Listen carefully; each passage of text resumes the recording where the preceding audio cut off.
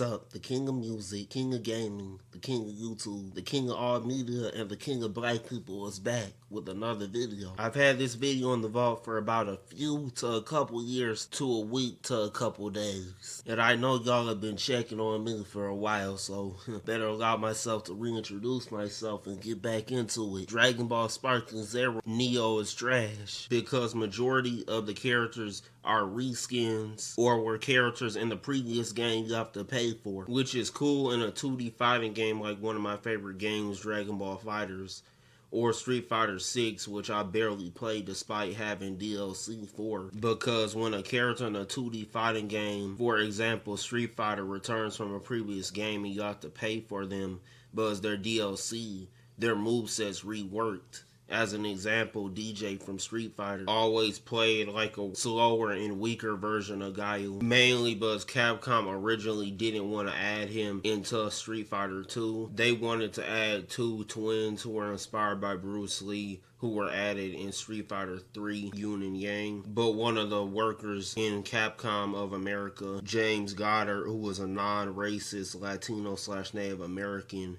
had no representation in Street Fighter, so he added T-Hawk, a Native American, in Street Fighter 2, and he felt sorry for black people, so he added DJ into the game, which I learned from the YouTube channel Thorgy's Arcade, which does pretty good documentary style, commentary style videos on games, usually fighting games.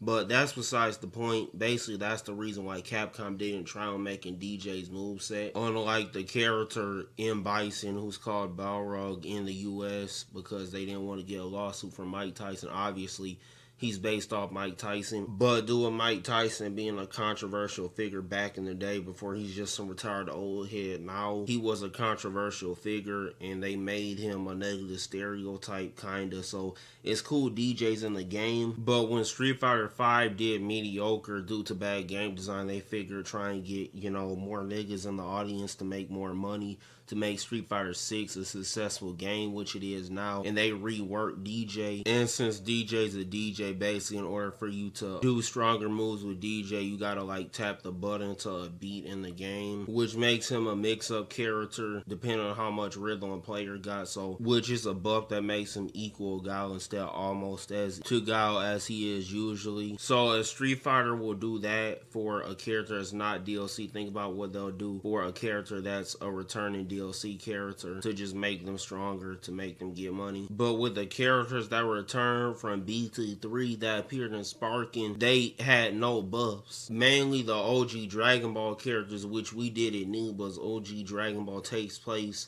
before any other Dragon Ball series, because all the other Dragon Ball series are sequels to OGDB. Why would we need Team Goku and Team Piccolo in the game? And yes, I know Piccolo's the same age as Gohan, but Namekian's age faster, so Piccolo and Goku are physically the same age. As DLC, if UI Goku and Piccolo with Kami assimilated into him, who are both naturally stronger than Team Goku and Team Piccolo in base, because they're adults in puberty, despite the fact, they're using the UI form/technique in the Namekian assimilation. Why the fuck are they DLC? And why the fuck do you bots believe Whole Glazes ridiculous swiper sees money and doesn't react? E-Bard, aka Geekdom 101. And no, just because I did watch a couple minutes of Mad Black Entertainment streams and I found out he nicknamed Geekdom 101 E-Bard and started the whole E-Bard shit, no, I'm not a fan of Mad Black Entertainment,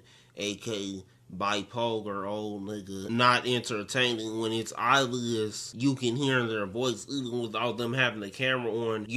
They're faking like they're happy because they're getting paid to like these games. They're advertising to y'all bots. And I'm not gonna be fake like Whole Glazes and Lord Paragon of Infection, because to be honest, as male players, we are probably gonna be cool with getting charged an extra $5, tax or an extra $5 if there's female characters in the game. I don't even got a problem with returning female characters who aren't reworked being DLC. There's a reason Dead or Alive is so popular. I don't even play it. I even got in DOA 6 last round. I thought I pre-ordered it, but the pre-order failed. We have Super Saiyan 3 Vegeta in the game, and we never see GT Vegeta, which is my favorite version of Vegeta, next to Majin and Saiyan Saga. Maybe early Cell Saga, or maybe Whiskey use Super Saiyan 3, but Super establishes Vegeta was able to use his rage boost to make his Super Saiyan 2 equal, and Super's after Daima but before GT, so it makes sense why Vegeta never uses Super Saiyan 3 outside of video games, which are in a different timeline. And I understand the GT anime in game skipping Super Saiyan 2 GT Kid Goku or Super Saiyan 2 GT Adult Goku, because it's extremely hard to animate Super Saiyan 2 characters with a lot of bangs like Goku, because Super Saiyan 2 makes characters with a lot of bangs lose their bangs because their bangs are floating more and it blends in with their hair, which happens with Goku. But this happens a little bit less with characters with less bangs, which happens with Gohan, so sometimes they won't animate Super Saiyan 2 Gohan. But Vegeta has no bangs, but he has a Widow's Peak, so all they gotta animate is the lightning, which every Super Saiyan 2 character has except for Gohan doing some animation errors. On top of that, GT Vegeta should have already been free, because Super Saiyan 4 Vegeta and Baby Vegeta, which are versions of GT Vegeta in forms that are stronger than base form in Super Saiyan, are already in the game and the previous game. On top of that, there are missing animations. The reason why we thought Super 17 was one of the coolest Dragon Ball villains is because he was a cyborg and he had hands, feet, grappling, and weapons. And they forgot his coolest move and weapon, the machine gun. Like, how the fuck do you make a character a cyborg and forget his machine gun? Then on top of that, the second good thing they did besides adding the female characters in charging form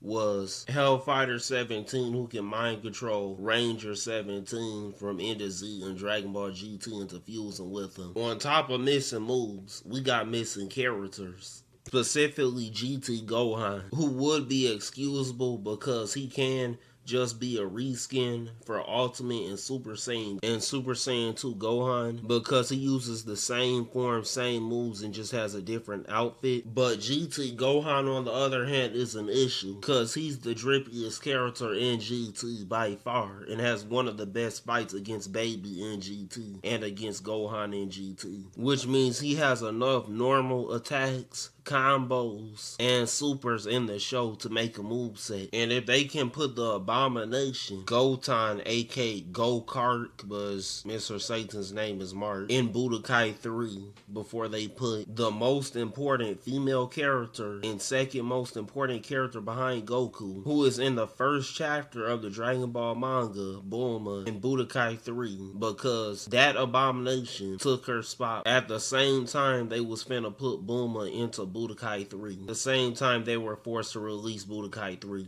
Then they can add the fusion dance technique to adult GT Goten and Trunks to get them to fuse into adult Gotenks, which they've been teasing in the Super manga and in Superhero, instead of Bulma in Spark and Zero. Now for the last missing character, they can add Mommy's Milkers. I mean Dr. Gero's wife, who died young, most likely implied to being caught in the crossfire between Kid Goku and the Red Ribbon Army. He's blown the Cyborg 21.